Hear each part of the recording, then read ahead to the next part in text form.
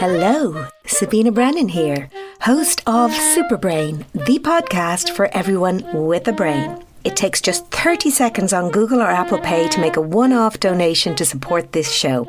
Simply follow the Support This Show link in the show or episode description. Cheers. Hello, my name is Sabina Brennan. Thank you so much for tuning in to Season 2 of Superbrain, the podcast for everyone with a brain. Over the next 12 weeks, I speak to an amazing group of inspiring individuals about thriving and surviving in life. First up is best-selling author and screenwriter Anna McPartlin, who, thanks to an almost unbelievable sequence of challenging and tragic life events, has become an expert at surviving and thriving. Be ready to learn from her and laugh with her in this raucous, rollicking roller coaster of an episode. So, Anna, I am so excited to meet you. We've never met before, so this is sort of going to be our kind of getting to know each other chat. I'm very excited. Yeah, me too. You know, it's funny, I feel like a stalker preparing for the podcast because you've got to read up and find stuff about people and it's really awful. You know, you're Googling, you go, oh, I didn't know that about her. But I have to say, as soon as I started doing the research on you, I kind of went, oh my God, podcast aside, I just really want to meet this person. Oh, thanks a million. God, I hope I don't disappoint now, Sabina. No, you won't. You can't possibly disappoint. You know, just to the listeners here, the focus of this podcast is talking to people about thriving and surviving in life. And I have the world expert here in the room. If anyone can talk about surviving and thriving, it's you, because I was just thinking, you know, I'm reading one of your books at the moment, your latest book, which is called... It's called Below the Big Blue Sky. Below the Big Blue Sky. Fabulous book. But I was just thinking, you know, if you wrote your life story in the book to one character, people say, would you go way out that? Yeah, like, no one would believe it. That couldn't happen to a fictional character. So maybe we'll attempt to start sort of at the beginning. So you became a carer actually really very young for your mum and your granny. Yeah. So my parents split in the 70s. My mum actually walked out in her marriage and took me with her when everybody else was staying. Wow. She said, no, I want better for me and I want better for Anna. And she got on the train from Kerry and she came back to Dublin and we moved in with her mum. And a lot of mothers wouldn't take their children in. You know, back in the day, they'd say, you made your bed, now you lie in it. She took her back in. Now, every now and again, she'd give a dig, you know, because, you know, she's an Irish mammy and it wasn't cool. But... you know, we were welcome there. My granny was pushing 80 at that point. Wow. Okay. Yeah. Now, I was 5 and, my granny was a fascinating character. She had her children very late. I think she had my mum when she was like 40. Okay, because that's what I was going to say. I wouldn't have expected. Yeah, she was a fascinating character. She married very late. But anyway, she took us in and... she wasn't, she was fine, but, you know, she was aged and she needed a bit of help. And then, unfortunately, Mum was kind of getting her act together and starting her new life and going back to doing night classes and all of this stuff. And she was diagnosed with MS. Yeah. And it was primary progressive MS. So just for people listening, MS is multiple sclerosis, and there are 2 types of multiple sclerosis, primary progressive and then a secondary type, which is relapsing and remitting. And actually back in the 70s, that would have been pretty bad to have as well. Oh, would have. But nowadays, the treatment, the drugs that they have for secondary relapsing remitting MS is incredible. They've been life-changing for people. So you're seeing younger people now not experiencing the same sort of debilitating and devastating mobility issues and sight issues. And damage, yeah. Yeah. So it's a disease that actually affects the myelin sheaths in your brain. So essentially, really what it does is myelin sheaths are like the cable on a wire in your house. So basically what happens is your messages in your brain all become mixed up and things don't work properly. And it can be very debilitating. But primary progressive is... Oh, it's dreadful. It's a dreadful disease. And she became disabled quite quickly. I mean, by the time I was 5 when Mum walked out of my father. I was 11 when she had to be put into a home. Mm-hmm. So within those 6 years, it just got worse and worse and worse and worse until eventually we had to give up the ghost. It was just impossible. So it started off with Mum falling down, and then so sometimes she couldn't get up, that shuddering and all of that kind of thing, and slow walking, and then she was on a stick, and then she was on a frame, and then she couldn't sleep upstairs. So we made a bedroom in the dining room for her. And the we are talking about a woman in her 80s and a child who's 6 or 7 years of age. And I have to say, though, we had huge support from our neighbours. Oh, right, okay. I mean, they were extraordinary. And my aunt, my mum's sister, was amazing. And we had massive support. Like, during the winters, the neighbours would come in and make the fire for us. Right, okay. And, we really had huge support. But by the time I hit 11, it just wasn't enough. So I'll tell you a story about how our time ended, because I think it's quite funny. So now there's a tinge of tragedy to it, I'm not going to lie to you, but I think it kind of sums up where we were at the time. So at this point, Mum is sleeping in the dining room. Granny keeps falling, and every time for some reason, she would choose to fall in the bathroom with her knickers around her ankles, right? So I think what happened was she'd forget that she hadn't pulled up her tweeds, and she'd start walking, right? And she'd fall, and she'd call, Anna, right? Yeah. And we got so used to this happening that sometimes I'd be sitting on the couch with my mum, and the next thing is we'd hear thump, Anna, and my mother would go, oh God, I hope she has her knickers on, darling. Right? So anyway, I'd hike up the stairs and pull up the tweeds and get her up, and she was grand and everything was fine, and she'd go into bed or whatever, and that was fine. And then what happened was, one night I was in bed, Mum was downstairs in her bed, and Granny got up to go to the toilet, and she fell, and she couldn't get up, and she was calling me and calling me and calling me, and I wasn't waking up. You were out cold. I was not waking up. And the next thing is, Mum was crawling out of her bed and crawling into the hall. So your mum could hear her. She could hear her. She's roaring. Mum crawls out of the bed, and she's like, okay, Mother, I'll sort it out. I'll do whatever. And she picked up the phone and she rang the neighbours, and Granny was calling and calling and calling. And now Mum's worried because it's like, what is going on? So the neighbour came in, and I remember, I think he was like a karate expert or something. So he was well able. I remember him being a karate. Somebody could correct me on that, but I remember him as a karate expert. That's what's important. That's what you actually remember. What I remember is that. Right? And he could not get Granny up, and she kept pushing him off, going, would you ever just get Anna? She can do it. And he was like, oh no, Mrs. Gallagher, I'll just lift you. No, get Anna. She knows how to do it, right? So she wasn't having a bar of him and the wife. They were there. It's the middle of the night. Mum is downstairs calling up, is everything all right? Right? It's chaos, right? And Granny's still screaming for me. So the next thing is, they called a fire brigade. Right. The fire brigade came, all the lads rocked up the stairs, and they bring an ambulance. So now you've got the fire brigade, you've got the two neighbours, you've got Mam downstairs calling every 2 minutes going, what's happening? I'm asleep through the whole thing. The ambulance are there, the firemen are there, and all the while my granny is going, Anna, will you ever look at this now? Right? So anyway, they eventually got her up and they brought her to hospital. And I woke up the next morning, and I will never forget it. I just saw this rubber mark, like black rubber mark on the wallpaper as I was going down the stairs. And it must have been from the stretcher or something, or whatever that had just marked the wall. And I walked down to breakfast, and I said to Mum, Mum, what's that on the thing? And she said, sit down. This is where it's a bit sad. She says, sister, sit down, darling. I think it's over for us, because this social had been called because I was malnourished.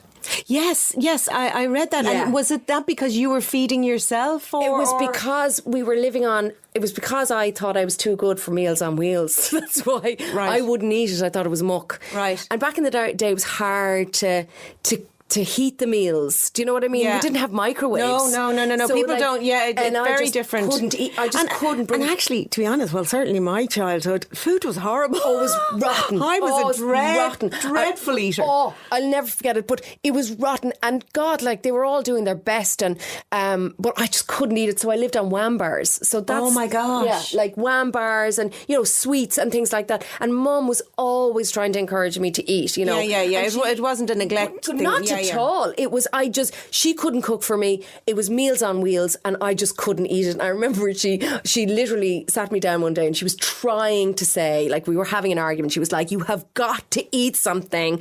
And I was like, I am not eating that. I was saying it's muck or whatever the equivalent was when I was a kid. And she was like, it's perfectly good food. And the next thing is, I picked up the little tray, the little silver tray. That they came in, the little aluminium thing. The little aluminium thing, and I peeled off the paper on top of it, and it was a rice pudding with raspberry jam dolloped on the top of it, and I literally turned it over, right? And I was waiting for it to hit the floor, and my mother just looked at me and she went, you made your point, darling. Yeah. You made your point. It was going nowhere. And I was like, yeah, so we were found out basically what happened was and everybody kicked in then, and my Auntie Mary Flood in Dublin was doing her very best for us for as long as she possibly could, and the neighbours were doing their very best for us. But in the end, Mum needed help and my granny needed help. They both needed to go into a home, and I needed You help. needed a childhood. Yeah, which is what's really nice then. So you then went to live in Kenmare with your cousins and an aunt and uncle. And I know I read one of your interviews and I just thought it was lovely. And she said, and I got to be a child. Yeah. It was amazing. I mean, I was always a child, but I was a child with massive responsibilities. Mm-hmm. So, I had to be there. Do you know what I mean? I went past my wall. Of course I did. And I went to friends' houses and blah, blah, blah. But I was always conscious that I needed to be going home. I always had something to do. So suddenly I'm a kid. I'm like, and bedtimes apply and all this kind of stuff. Right. Like, I used to put the ladies to bed. Yes. Then I'd go to bed. I'd tuck them in. I go, good night. Is everybody ever good? And then I'd go to bed. Now it's like, I'm the first to bed. What's that about? Do you know what I mean? And what was that like? That adjustment? It reads in an interview very nicely, but you're then miles away from your mum and your granny, your family. Yeah. So, like, was there? And I can't help but think your character in of Juliet in The Big Blue. Yeah. Or am I wrong? There's some of you in her, in that. For people listening, you have to get the book, and you actually really, you don't have to read the previous book, but it's great if you read the previous book, which is where Juliet's mum, Rabbit, it's really just about her final days living with cancer. So that's the first book. The Last Days of Rabbit Hayes. And I have to say as well, the thing is with Anna, and just listening to you talking here now, Anna has this wonderful capacity. I'm talking about you in the third person and you're sitting here, but I'm thinking of the listeners. She has this wonderful capacity to laugh and see the funny side of very, very difficult and tragic and challenging times. And actually, that's why your books are fabulous. I will put my hands up, right? I hadn't read any of your books, and actually I would not have picked one of your books because for the same reason that I don't like to watch sad stuff on telly. If I get sad and I cry, sometimes I stay there, even if I'm reading a book. So I don't unnecessarily give myself something to cry about. That's a really good ethos. So I don't. And I don't listen to news, and I don't, the main stuff will get to you. And please don't, I love dogs, but please don't show me pictures of them. I'm the same. Yeah. Whatever. I won't recover. But because I was interviewing you and I said, well, I have to read this book. You just got to get over yourself and read this book, because it's very obvious at the front that it is about someone dying. You're not giving away any plot in it. But it's the most joyous book I read. I laughed. I didn't cry once. Maybe you're meant to cry. But that doesn't mean I didn't find it sad or I didn't find it poignant. I just found it very real, lovely, very real about families, and something that Irish families do a lot, Yeah. which is we laugh about some of those terrible times. Absolutely. And you capture it beautifully. And then Rabbit Hayes had a daughter, Bunny, whose real name is Juliet. And the current book then actually is this sort of follow-up. And you do it very nicely in that you can read the new book in isolation. Completely. It's there. But it is nice to kind of have got to know the family beforehand. But she did a bit of looking after her mum towards the end. But there's something that I found really interesting in your writing is that you've managed in a relatively light way to discuss some very serious issues. Now, I'm not just talking about death and cancer and those kind of things, but one scene really jumped out to me, and that's where Juliet and Davy, who looks after her, they're in the Grand Canyon, and it's her mum's 1 year anniversary. And she opens up for once. She hadn't been. And she talks about her mum, Rabbit, was an atheist. Yeah. I'm an atheist. Her nana is a Catholic, and we grow up in Catholic Ireland. But she's very worried about where her mum is. And she has lovely ideas about, imagine if there was a place where we could meet each other or whatever. Very, very, it's a lovely, wonderful scene. But I couldn't help when reading it, knowing that you've written it. Is that something from your life? Did you wonder or worry where your mum was after? I mean, I worried about my mum all the time. So before she died, and then I'll tell you. So I was always worried, and I didn't know I was worried because I was a kid and I just accepted what was going on. I only stopped kind of feeling that sense of anxiety in my mid-20s. My mother died when I was 17.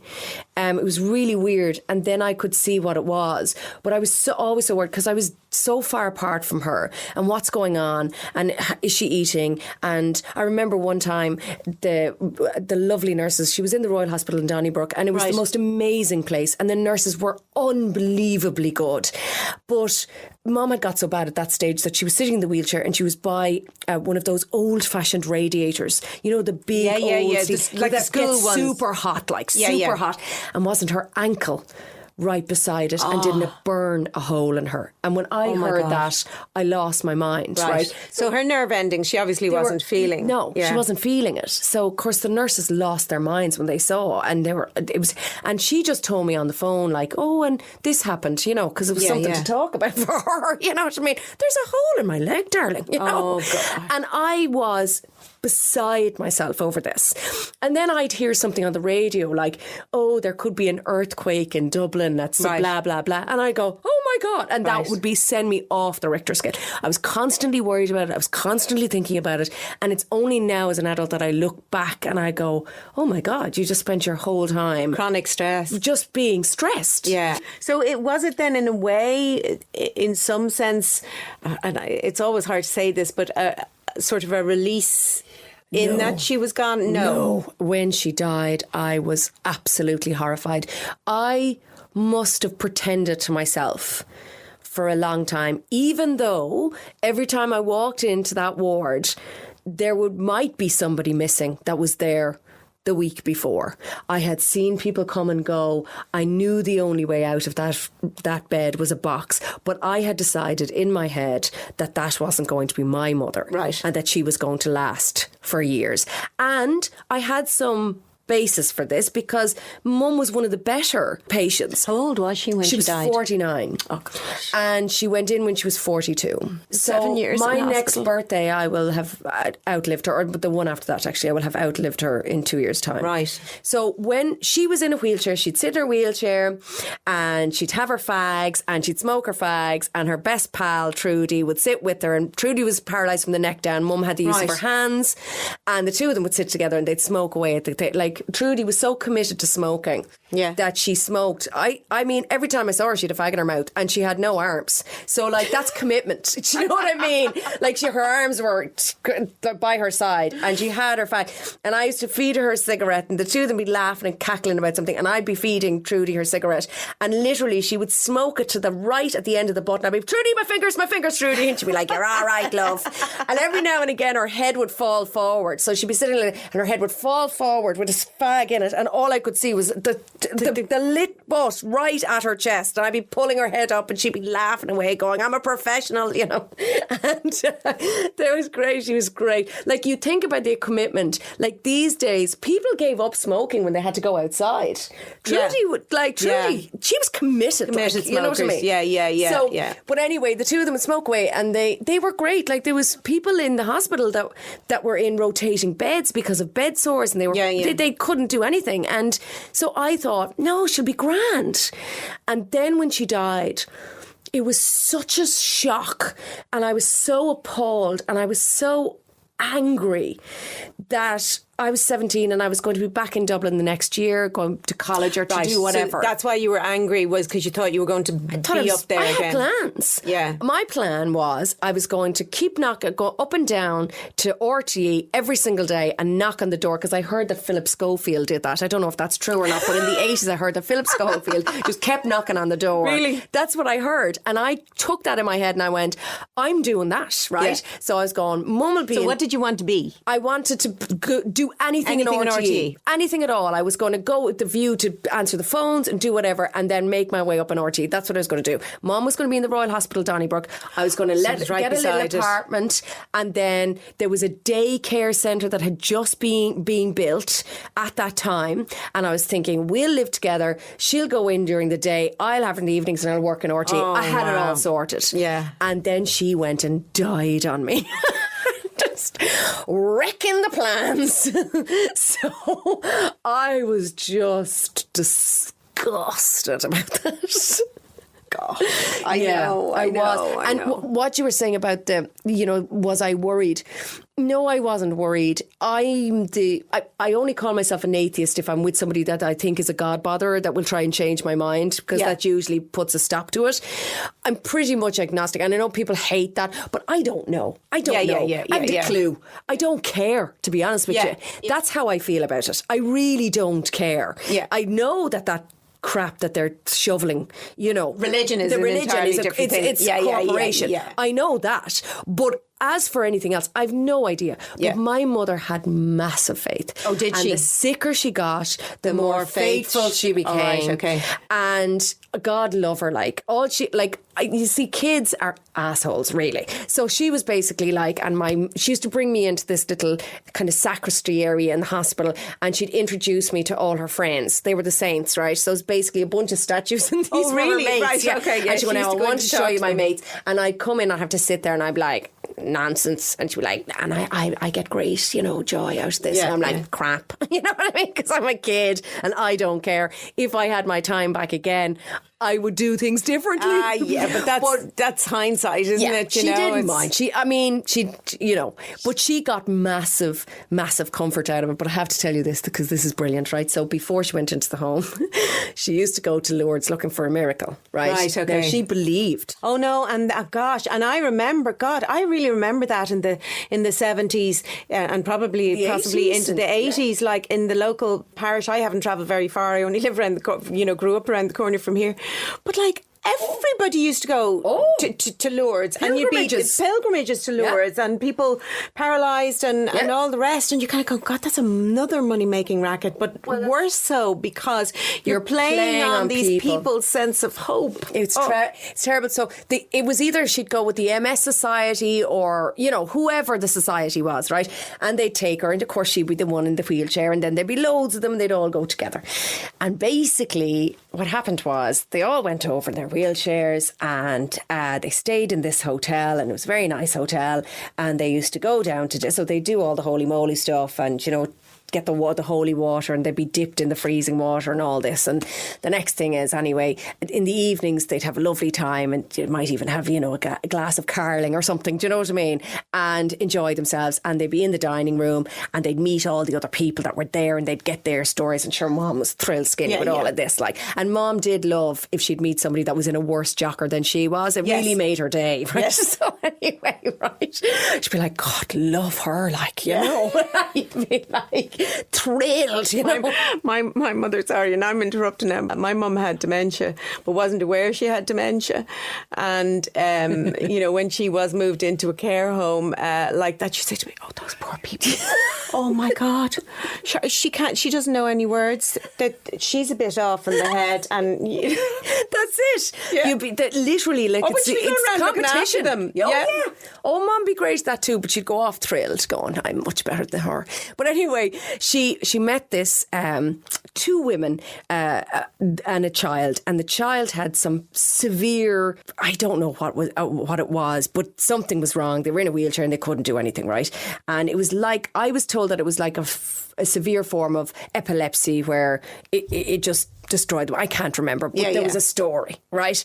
And I was 11 at the time, right? You didn't go to Lourdes? No, I never went to Lourdes. It was always with the society, right? So me and Granny would stay at home and she'd go off for her week to get her miracle. And anyway, they met this woman and her son and his aunt, right? And they were taking him for his miracle. And every night they'd put him up to bed, and then they'd come down and they'd sit at the table and they'd have their dinner and a bit of crack or whatever, and they'd lock the door and basically they'd go and check on him, right? That was the thing.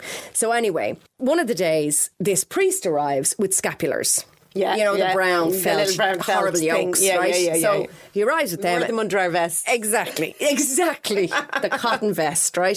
So basically, he arrives and he splashed some water. He said, these are very powerful. They're very powerful. And they all lined up, right? Lining up to get their scapulars. And my mother saw the woman with the little fella in the wheelchair and she went, oh, you go in there. Let's call her Marjorie for the sake of it. You go in there now, Marge. You get ahead of me. Don't you worry, right? Delighted with herself. The next thing is they're down at dinner. This is the story. I don't know. This is the story. They're down at dinner and the aunt goes up to check on the child. Yeah. And the next thing is she comes screaming down the stairs going, there's somebody in the room talking to the boy and the door is locked. So the manager and my mother is down like eyes just, this is just great, carry on. What's going on, right? They're all looking. So your man goes up and the next thing is they come down with this story that he was perfectly fine, but the scapular was on the outside of the door, hanging off the knob, right? Yeah. And then my mother says the next day the child was sitting up eating his breakfast, delighted with himself, right? Oh, now that is the story. He was fine, right? So now that's the story. Right. I have no idea what the real story is. I just know the story that I was told, right? So my mum rocks. She had been to Lourdes about 3 times now at this stage. And she rocks through the door and normally she'd be serene and she'd be delighted and she'd be talking about her trip. And I said, how did you get on, Mom? And she said, oh, well, it was grand until some kid stole my miracle. Because she had let her in the queue ahead of hers. She never went back. She was like, you only get one chance. I'm not going to... It's like getting 5 numbers on the lotto, isn't it? You're going to go, I want the 6. Yeah. I want the 6. I mean, that kind of tells it. You've said that in lots of interviews. There was just... Your mum had a great sense of humour and you laughed over lots of stuff. And actually, you know, when you said that you moved to Kenmare, I'd never heard this term, but you were a fosterling. And actually, it is a term. I looked it up. I'd never heard of it. And I think perhaps... And a fosterling sounds quite nice in a way, and possibly because you, as I'm gathering, you had quite a nice experience living with your. Oh yeah, I was very lucky. I mean, my aunt was my father's sister, and I didn't know that. No, it was my father's sister. Oh, yeah. So that's rather interesting. It is interesting because you were really estranged from your dad, and your dad was an alcoholic. Yeah. Well, you know what's really weird about what's happened since I started talking about my family is that everything I learned about my parents, I learned as a child, and I was exposed to different people's opinions. Right. So yes, my father was definitely an alcoholic. That is not in question. But the kind of alcoholic he was, I believe now that I was wrong. I thought he was kind of a fall down alcoholic kind of all the time. He was a functioning alcoholic. He was like, and there'd be times when he'd stop drinking that I never knew about this. And it was only when I started talking about it, people would challenge me on it and go, you don't know what you're talking about. Right. And I've had some people be quite nasty to me as though I'm lying about him, and I'm just telling you what I know. Right. You know, my mother left him for a reason. He never came to see me. He lived in Killorglin. That's like 20 miles down the road or 25 miles down the road. I saw him once a year if I was lucky. Yeah. So I thought the reason he wasn't coming down the road was because he couldn't drive. Like, why else would he not bother to see me? And did you ever get to resolve that with him? Oh, no. To talk to him? No, he died quite young too. Yeah, he died at 59. Wow. Yeah. So I think this is interesting. This is something that I discussed this with actually Hilary Fannin, who was a guest, because she had written, her first book was a memoir. And she wrote about her life story. Again, she had really quite an unusual childhood. And she wrote about it, about her story from the age of 4 to 11. And I was talking to her, how did you remember that? How do you get all that information? And it's really was very interesting, the way she did it. But she had 2 siblings. And so she wrote a story. Her father was having, an affair and used to bring her when he met the woman he was having the affair with, this sort Charmer. of thing. But she said she idolised her father, and it's only with an adult's eyes that you look back and go, charmer, But what we were conversing about was they were told one story, and basically her siblings had completely different recollection of the same incident. Yeah. And actually what we were saying is, well, it actually doesn't really matter. Your memory is your memory. Yeah. And that's what you have. Do you know? Yeah, I do. And you don't want to, yes, it's different. Now you can actually supplement your memories with what other people's stories were about your dad. And theirs will be biased too for various reasons. Completely biased. Like, I was accosted at my cousin's wedding by an old friend of his who didn't like what I had to say about my dad. Right. And basically came up to me and said, oh, well, you're doing well as a writer, all right, making up all your lies comes naturally to you. And I just said nothing, because it was my cousin's day and I wasn't going to get involved with whatever. What can you say to that? Yeah. All I know is my experience, which was very, very limited of this man. And any of that experience I had was around drink. Yeah. And it's your truth. And it is my truth. And it's funny because I was very starry-eyed about my dad before my mum walked out on him. I remember thinking he was the best thing ever. And do you remember? Do you have much memories? Vague. Very few memories before the age of 5. I really, mean, very vague. Yeah. Like, I have a vague memory of him lifting me up, on the bed with the feet, and like I have a vague memory.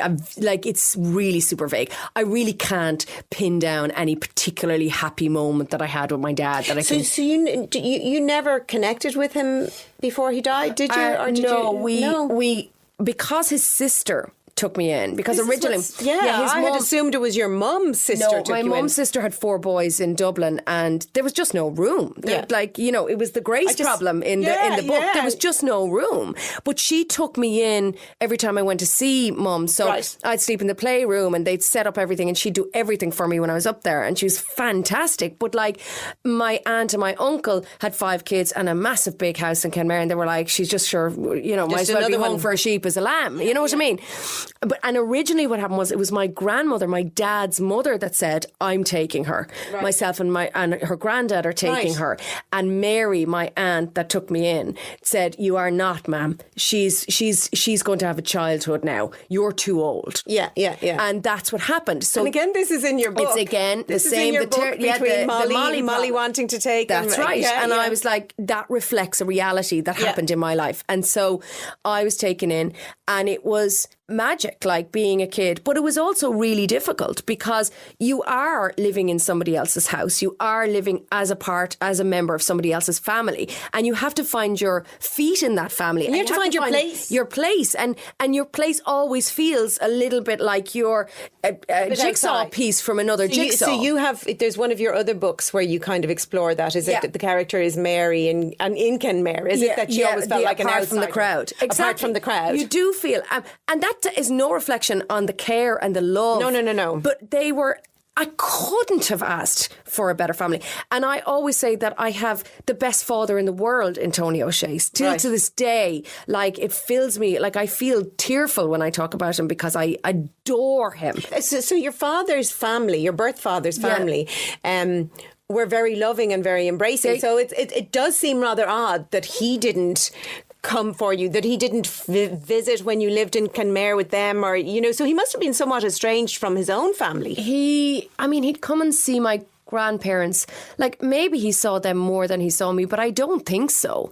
And I don't know if Killorglin to him felt very far away back in the 80s, but like, I knew a guy that used to drive there to see his girlfriend every weekend, so it couldn't have been that far away. Sure, when I was growing up in the 60s and 70s, my father used to pack us in the back of the car and we'd either drive up to Newry or Belfast on a Saturday, or we'd drive down to Tullamore. So, and I'm older than you, so I mean, you could drive, and the roads were windy and all the rest, and it would take you a while, but it's not. We don't live in. No. And I suppose that's why I put it together in my head that he was a fall down alcoholic, because I thought, well, that's why he was never in the car. That's why he never came to see me. Well, you had to make a reason why he mightn't be able to see you, I'm sure, in a way. Yeah, I presume maybe that's what went on. That's what we do. We tell ourselves stories. And that's why I always say that's very liberating as well, because if we tell ourselves stories to make sense of the world and to make sense of it for our brain, so our brain can figure out patterns and what to do and what to behave and all the rest. And I think that's really empowering, because you can make any story that you want then. Yeah. You can change stories as you go forward. You can kind of... I found it kind of jarring afterwards when people were... And it was very few people, I must say. But there was incidents after I spoke about him that I was very jarring. It was almost like... I lost my dad when I was 5, and I sat on a wall outside my granny's house and waited for him in his car for about 3 or 4 weeks, according to my mother. Right. I don't remember it, but she said you sat on that wall every single day waiting for your dad to come. And I guess I grieved him then. Over my teenage years, because he was living with my sister. No, because you were living with his sister. Every now and again, he'd make some kind of effort and come to the town and, I don't know, say hello for an hour or two or whatever. And then when I got a little bit older, like 15, 16, like he'd hire a caravan somewhere and go, come on and stay for a week or something. And I had a half-sister, and my aunt told me about my half-sister when I was about 14, I think. Right. She sat me down and she said, look, you have a half-sister in Killorglin. And it was gas, because towns are so funny, small towns. I went into school and I told my friends, I was like, you're not going to believe it, I have a half sister. And my mates were like, oh, we knew that ages ago, but Mum and Dad told us don't say a word. Oh, you're serious? The whole town my God. knew. Oh my God. They said we'd be killed. We'd be killed if we told you. And I was like, they're going, so I'm the last to know then. Oh my God. Oh, that's awful. That's awful. Hilarious. I thought I had this big news, and they were like, oh, we knew, like, for ages. We're still in your childhood, and there's so many other things I want to talk to you about, because I want to track forward to you having plastic surgery, which is not for the reason that a lot of people would think. You were in a horrific car accident. Well, you were knocked down. Plastic surgery would be an exaggeration, but I was mangled. Like, I was hit by a car, and so I was heading to Tesco on the Northumberland Road, and it was winter, and it was really dark, and there was cars parked all at the side of the road, and there was kind of double parked. And anyway, the light was orange, and I hiked out on the road, but by the time I got beyond the car, it was red, and some guy took off, and I went over over the bonnet of the car. And my friend was with me, and apparently I gave him PTSD because the story was... Oh, you weren't on your own? I was with a mate. And the story goes that, this is what I heard at the time, he said to me that they put a coat over me. They thought I was a gunner. And the next thing is I peeped out and went, hello. I was like, what's the difference? So even in the midst that's the story. And I kept saying to the ambulance man, I was in the thing and I was going, can you just give me a bang there on the leg? And he's like, what? I said, just give me, and he said, you're after breaking your leg, love. And I said, no, the other one, just give it a bang. And he's like, why? And I said, I want to make sure that I can still walk. I was obsessed, and I kept saying over because I was concussed, and over and over and over again. I just kept saying, touch my leg. I want to see, can I feel you touching my leg? Meanwhile, the other leg was broken in 3 or 4 places. Right. That should have been the giveaway because I was in screaming agony. So, but I was, for some reason, I just kept thinking, just touch the leg. The other leg, you were figuring it out. I was trying to figure it out. And so I banged all the kind of left side of my body, my face and everything, and I gave it a really, really good going over. But there's this small scar that comes up, you know, if you're in a, like when I used to be in a nightclub or something, you get really sweaty, this white little line happens. But they managed to do the best possible job. Like, you couldn't make it up. Like, it was unbelievable. But when I was recovering, I had 2 friends of mine from Kerry came to see me, and I was in the bed, and I had the leg now at this stage, I had a bar and screws, and you know, I had that's the scars. Yeah. So basically, I had a bar from my knee to my ankle, and screws and all of that, and the face was mangled, and the 2 of them come in, and my arm. They've done an amazing job because your face looks amazing. Yeah. Now. Well, I mean, like, that was the least of my injuries, to be fair, my face, but it was one of those ones that if you had just sewed it up, it would have looked terrible. You know. But anyway, I'm in the bed and I can't move, and I've got drips and drains and everything, and the 2 girls come in, and they go, I hear one of them say to the other, looking around, well, she's not in here. They didn't even recognise me. I was like, it's me. I mean, you know what I mean? Oh, gosh. Yeah. So it was so swollen. So that took a long time to recover from, did you? Well, you know, it's amazing. You heal so quickly when you're young. I mean, I was in hospital for 10 days or something, and then I got out, and I was on crutches, and I was in a bit of a jocker for, you know, all of Christmas and beyond that. And then you had to kind of do rehab. But realistically, I got out of it pretty well. Like, you know, there's people who have actual rehab to do, and I certainly wasn't one of those. Okay. You know, I'm interested too, actually. It's funny now that you're talking about being in hospital. Again, there's a scene with Grace in hospital. Just your writing is wonderful and really got me thinking. I don't think this is going to spoil anything too much. No, it's not. But basically, she's having, of necessity, a double mastectomy. And you describe, you know, the pain. And, you know, I could feel that pain. It was literally just, you know, she moved her head a tiny bit and the drains coming out the side, etc.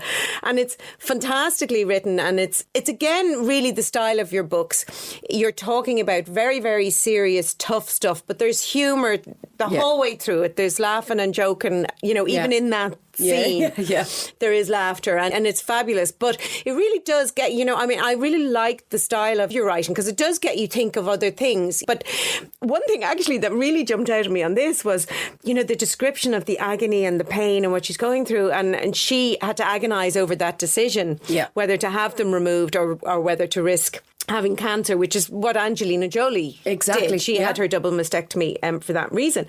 But I just kept reading it and going, and people do this for aesthetic reasons. People, you know, have their breast implants. But it's a funny thing because, you know, like, I mean, a mastectomy is much different from breast implant. Right. For a start, it's, oh my God, it's like, it's so hardcore. And I spoke to a lot of women that had them, and they were so generous with their time, and they're such brave people, and they're extraordinary. And they really talked me through it, like with great detail. And then I spoke to this fantastic nurse, and she told me all the medical stuff. But I mean, I can take all that pain stuff because I have endometriosis, and it's quite severe. So I've had many operations. So I know what that is. So I feel very comfortable talking about that. But I also know the funny things around it. Yeah. So like when Grace is coming through from anaesthetic and, you know, and then she keeps showing her boobs to everybody, her new boobs, because she's... Her nippleless boobs. Her nippleless boobs.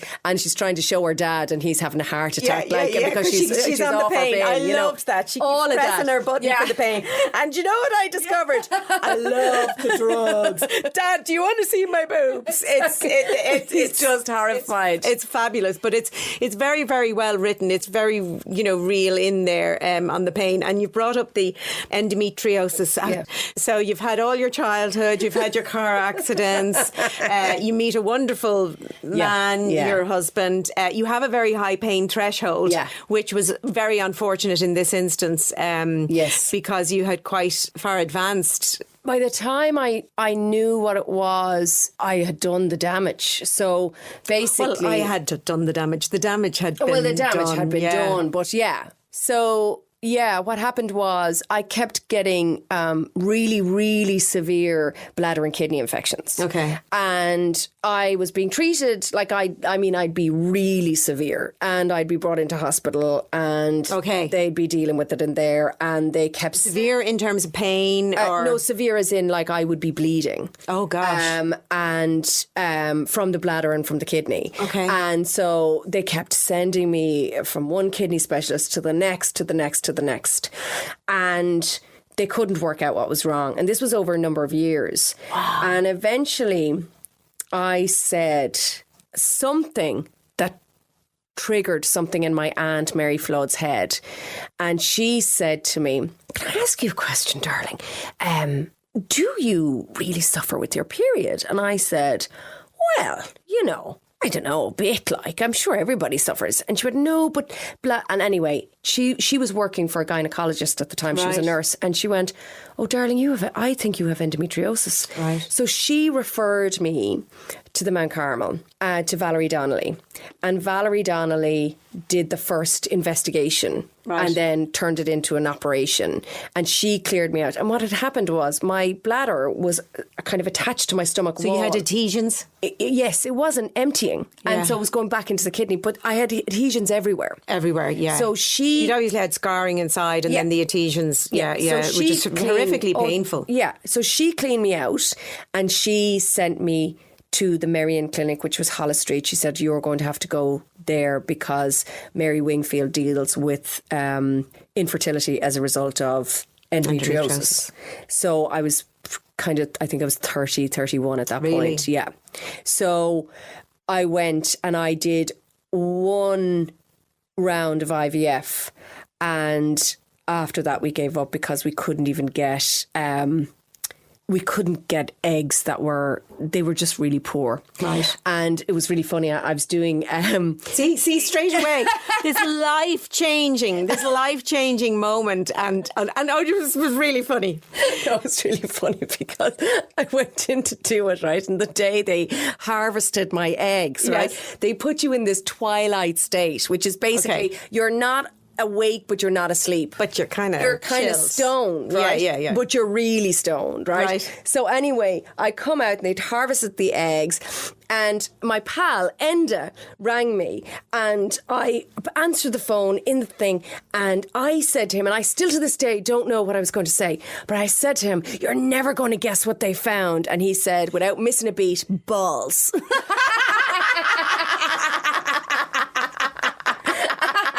That is the classic. Brilliant. Oh, that is absolutely brilliant. But this is what is wonderful about you, and you learned it from your mum and your gran, is the value of laughter to cope with these things. And I mean, it's funny, a lot of my guests have been women, you know, it sort of happened that way in season 1. I'm just interested in interesting people, not saying men aren't interesting. I have lots of men lined up for season 2. But it's funny, the whole mother thing has come up time and time again from so many different angles. So talking about Hilary's book that I had mentioned earlier, it's essentially a love story and going back and forth. But actually, when I closed the book, I went, that's a book about mothers. And that's what she said to me in the podcast. She said, oh, very well read. She said, it was only when I finished it that I realised it was kind of a book. And her mother had died just before she started writing it. Your mother, you know, obviously is a huge force in your life, in your books that I've read, mothering, motherhood, you know, that sort of thing is huge themes throughout your book. I've spoken to Joanne McNally, comedian. She wasn't sure. She thought there was something wrong with her. She didn't have maternal instinct. Sinead Moriarty, you know, is interested in fertility, you know, and it's just this such a big sort of issue and around and you know how have you dealt with that, because you obviously wanted to have children. I want to, first of all, what I want to say is that, you know, I feel very blessed because I feel like I've had more than one mother. I feel like I've had my mother. I've my aunt who brought me up is my mother. My aunt in Dublin is my mother. My mother-in-law, Terry McPartlin, was my mother. I lost my mother at 17. Terry McPartlin came into my life when I was 21. Right. Okay. So you met your husband very young. I met him very young. We were together 20 years. You know, 10 or 15 years before we got married. Right, okay. So I absolutely, like, I have so many mothers in my life. And because Irish people are so gorgeous and Irish mammies are so gorgeous, the minute they hear my childhood, they want to be my mammy. Yes. Yeah. So I'm going to tell you this story and then I'm going to answer your question because this is funny, right? so I have no doubt it's funny. So you haven't disappointed yet. There's friends of mine. There's one friend of mine who I worked with in Chubb Insurance back in the day. And whenever her mother would mention me, she'd go, that poor girl. That just poor girl. Now, I bought you a jumper, Lucy, but I'm after buying one for Anna as well, right? And she'd drive in with the jumper for me, right? Or then, like, now I made you this, but I made one for that poor girl, right? And it was always the poor girl, right? So how did that make you feel? I just thought it was the funniest. You thought it was funny. I thought it was so fun and so endearing and so kind. And it was really funny because, like, Lucy would be going, I'm mortified giving you this, right? I'm absolutely mortified. She'd be red in the face and everything. But the funniest thing was when her mum found out that I got a book deal, her response was, that poor girl. I was like, right. And I was cracking up laughing. So anyway, there's another friend of mine, right? And her mother is just salt of the earth, you know. And I was at a christening for my friend Adele's daughter, right? And the next thing is her ma was with her friends and she goes, come over here, love. And I go over and I sit down and she's saying, now, can I get this right? I want to get something sorted in my head, right? And I go, no problem, Marie, absolutely. And she goes, so your mammy and daddy split up when you were a kid and then your mammy got sick and then she died. And I said yes. And your daddy wasn't around. And then he died, and I said yes. And then the family that brought you up, every last bleeding one of them moved to New Zealand, and I said yes. And she said, well, I hope you don't mind me saying, love, but you're very bleeding unfortunate. Did they all move to New Zealand? All moved to New Zealand. Oh, my God. I'm the only one here. Oh, my gosh. Yeah, I didn't know uncle that. followed my foster brother / cousin, which is what we call. It's very confusing. Yeah. It's really funny. They always say my sister Anna, and I always say foster sister because I feel like I'm not being true to mum or something. I feel like if I say sister or brother, it means she never existed. But isn't it lovely? It's they a call guilty you. thing. They call me, your sister, but I do the whole, which is lovely. Yeah, and they tolerate me doing the sister, the foster. And you have a character in one of your books, Ivan. Is it that there's a similar relationship? Is there in one of the books? I can't remember. Mary? Jesus, I can't remember. I genuinely can't remember. Anyway, we get on to the career thing because you mentioned your book deal, but before the book deal, you did stand-up comedy. Yeah, There's for a while. Surprise. For a while. I was brutal, to be fair to me. I was all right. I was never going to be Tommy Tiernan, but I was never going to be the worst act in the room either. Right. And did you act as well? I started acting initially. I thought I wanted to be an actress. Right. Because I thought that was the way to tell stories. Yes. And I suppose when you live in Kerry in the 80s, like being a author just seemed completely beyond me. Yeah. And I was always the one at the top of the class making everyone laugh and doing the thing. So I thought, that's how I tell my stories. And everybody would refer to me as a performer. So as a result, I went, that's what I am. I'm a performer. Yeah. And it turns out I'm not a performer. Yeah. I'm actually not. I don't particularly like being on the stage. I don't particularly like being centre stage. So how did you find your I mean, to me, you know, obviously writing is your thing. Yeah. That's just what you love doing, and you do it so well, and you create such real characters, and they seem to be all very much informed by your life. I mean, I did not have that kind of childhood that you had, where you had lots of aunts and uncles and neighbours, and they're very much the people that populate your book. You know, people who look out for each other and care about each other, and it's lovely. And you know, when I'm reading it, I'm kind of going, I'd love to be part of a community like that. It's so nice, you know.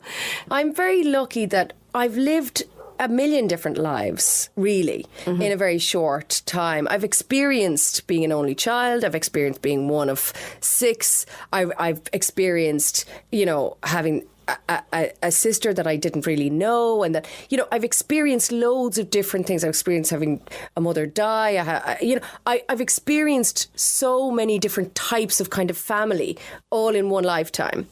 Yeah, it's really, my themes in my book are love, loss, family and friendship. Yeah. That's what I... Death is everywhere. Well, I mean, you know, like, that's it. Like, when I say to one of my pals, I say, like, well, I'm doing a book, and he goes, who are you killing this time? You know what I mean? Like, you know what I mean? So, like, that's absolutely key.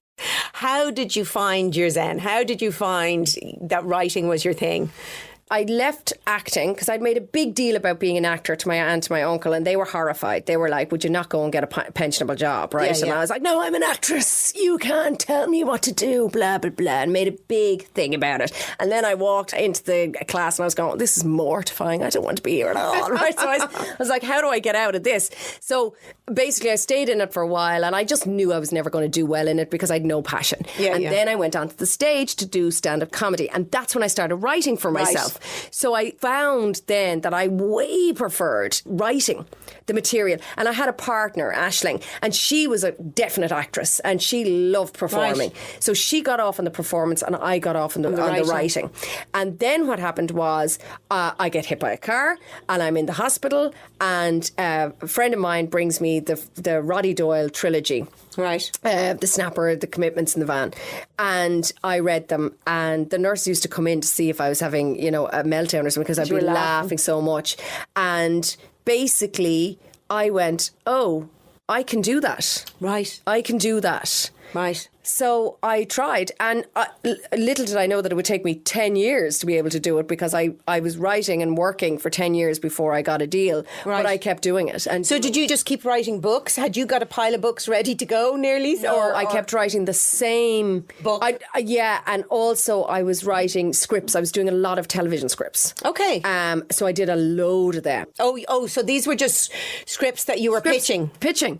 See, do you know what I think is really interesting is, so I used to be an actor. So when I read your books, I read them. They read to me like a television script. Now I have a yen to write a fiction book. I would like to do that. I mean, I write non-fiction, and I really enjoy that process, and I know that I'm good at it. I have absolutely no idea whether I could write a fiction, but I know in the book that I have just finished, I write a lot of anecdotes. It's talking about brain fog, and I know I really enjoyed writing those pieces. But anyway, I'm sort of digressing in the sense that I do have some ideas. They're mulling around that what we were talking about. We were talking about earlier that how forgetful we both are. Yeah. And we were saying it's because we're always doing something in our head. We're not being present in the moment. So I've been mulling sort of ideas for a fiction book around my head for a while. But the funny thing is for me, and I don't know whether it's my acting background and I worked in television and in film, is I really see the books as a TV series. I want to write a book, but that's how they appear to me. Yeah.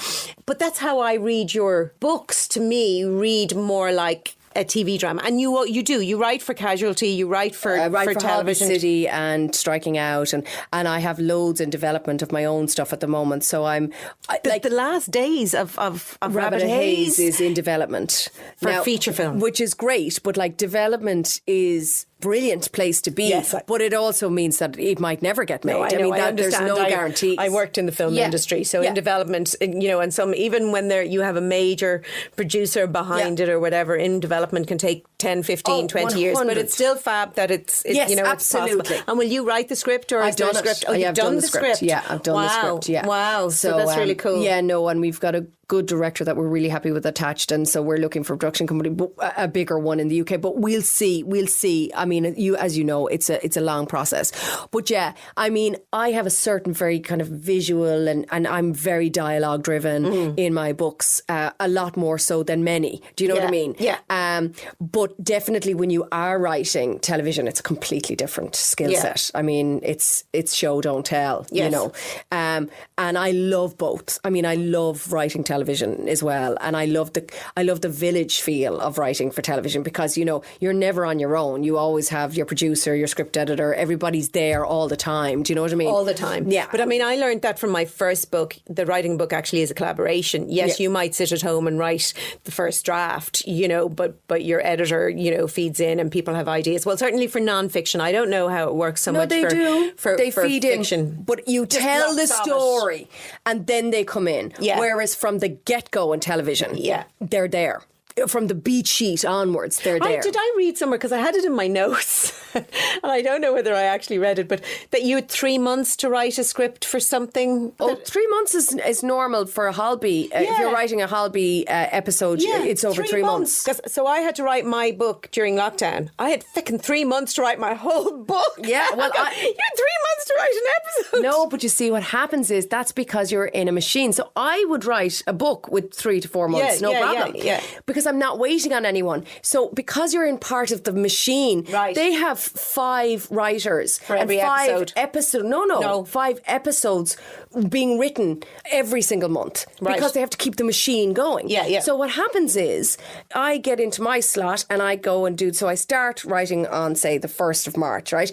And then I have to deliver the beat sheet within 7 days. So what's the beat sheet? The beat sheet is what is a breakdown of the episode, a scene by scene breakdown of what you want to do in the episode. So it's like an overview or like saying these are the chapters of the book. Exactly. Yeah. So giving a little paragraph on what you want to do in each scene. So you hand that in, and then you wait a couple of days for them to come back and agree it. And then you go kick off to your first draft, and then you wait for them to come back with their notes, and then you kick off to your second draft. Okay. And so on until you get to the director's draft, which is draft 5. Right.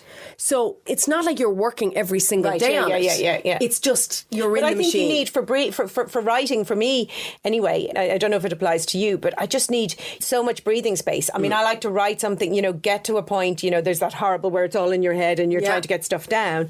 But then you have to walk away from it for a month, at least a couple of weeks, because it's only then you can come back and look and go, oh, what was I thinking? That's a pile of rubbish. Or, okay, that's not too bad, or I need to see. But you can't be self-editing in a way too close to it. You have to, and also it's too hard because you're too close to the effort you put into it, which is, you kind of go, oh, God, no, I just spent 4 days writing that, I'm not going to dump it. Whereas a month later, you've forgotten how long you spent and you kind of go, that needs to be binned. 100%. And that's definitely true of books. The brilliant thing about being in a team for television is that you've got other people to tell you in real time how shit you are. So but that's good. It's brilliant because I go, that's awful, but that's good, and I want that, and how about we change this? Which is amazing. I love notes. A lot of writers don't like notes. I love them. I love my editor. I have a new editor this time, and it was very funny actually talking about you, and I'm much more serious than you, but I was absolutely ecstatic, over the moon to get a literary agent. And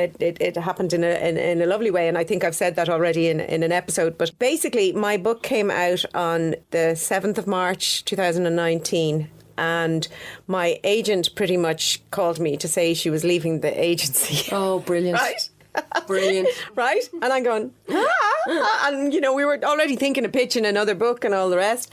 Then a few weeks after that, my editor at the publishing house, she left. Oh, lovely. Yeah, and she left not to go to another publishing house, to go to something else completely different. I got a book deal in the US. The editor with my book deal left. No. Yes. This was all in the period of a few months. And you're kind of thinking, oh my God, all this stuff is going to fall apart. Do you know? Yeah. Like I've got here and I've built up these relationships and I have another book I want to write and you know, other people, new people aren't going to care. Now, as it happens, the new editor that came in, Pippa, we just get on like a house on fire, and I love her notes. Like, she just came me back. It was just perfect. I sent off my first draft. She came back with my notes, and I went, brilliant. That's what I want to do. That's what I want to do. I did them, sent them back to her, and she said, brilliant. We're straight to copy editing. It's brilliant. But that's wonderful. But I mean, I do, and I did, and I always say that. Here's whatever. I'm not precious about this. Tell me what's crap. Tell me what works. Because if I know what you say this works, okay, I'll just write more of that. Because if I've written that, I know then how to do that. It's wonderful. That's the difference between being successful and not being successful, because you can't be precious in this industry. And what everybody wants to achieve is the best possible story, the best possible book. The publisher has your best interests at heart. 100%, because your interests are aligned. Yes, absolutely. So everybody's working to the same goal. Everybody's on your side. So it's not criticism. No. It is trying to elevate your work. Yeah. So, and I get excited by notes. I do too. I can't wait for them. Yeah, me too. Can't wait for them. We're such nerds. I just can't wait for them. It's like, I'm hungry. Give them to me, you know. And actually now, you know, I'm really hungry to start writing again, because I kind of want that process again. And I mean, I'm only at copy editing stage, but I'm just hungry and you know, the brain is going. And I love that collaboration, because it is lovely to have. I think it's a privilege to have another human being sit and pore over your work and decide what works, how could it be tweaked, how could you make it better. I think that's a real privilege. And if there's any sort of aspiring writers out there, if anyone even if you send something to a literary agent and they don't like what you've done and they give you reasons, look at those reasons. Absolutely. After the sting is gone, you know, like the first sting can be awful, you know, and you kind of go, blah, blah. But go away and then come back and go, what are they actually saying? Oh, actually, that's really invaluable advice if the literary agent takes the time to give you that advice. It's 100%. They all know what sells. And at the end of the day, you want people to read your books. And I will, on that note, say you have to go out and buy Below the Big Blue Sky. Below the Big Blue Sky, which is just fantastic read. Fabulous people. You'll enjoy every minute of it. Thank you so much for sharing your life and journey. And it's been amazing. Your books are an absolute joy. The thing I want to ask you to end with is, you have really survived a lot and you've come out and you really are thriving in life. I mean, I think that's a fair assessment. Yeah. I think I might know the answer to this, but what would you say, you know, when you're in the midst of something terrible, what would be key around surviving? And then if there's something different around how you then thrive? My key tip is to surround yourself by kind people and laugh as long and as often as possible. And there is a way of seeing the funny side. A friend of mine accused me once of living for the joke. And basically that's what I'm doing. I'm living to find where the joke is every time. So any situation that happens, I'll find the joke in it. And that's maybe something that just is who I am, and it's no other people aren't capable of it.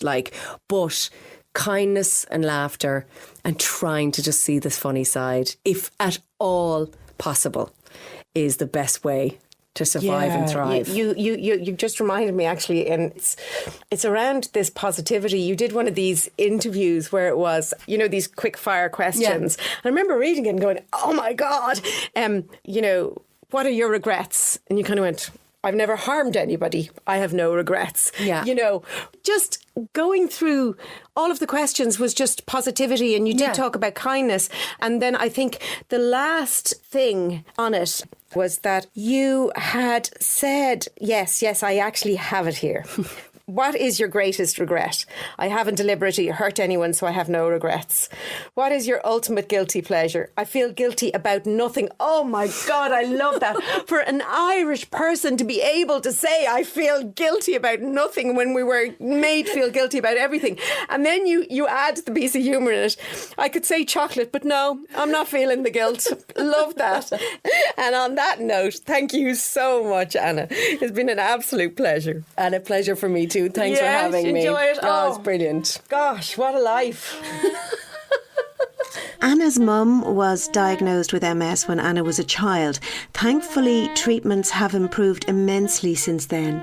We also know that looking after brain health is particularly important for people living with MS.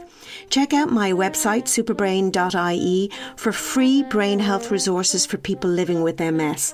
I'll also share some links to my animations on brain health for MS on my social media. Tune in on Thursday when I'll explore the relationship between laughter and resilience in this week's Booster Shot. My name is Sabina Brennan. Thank you for listening to Superbrain, the podcast for everyone with a brain.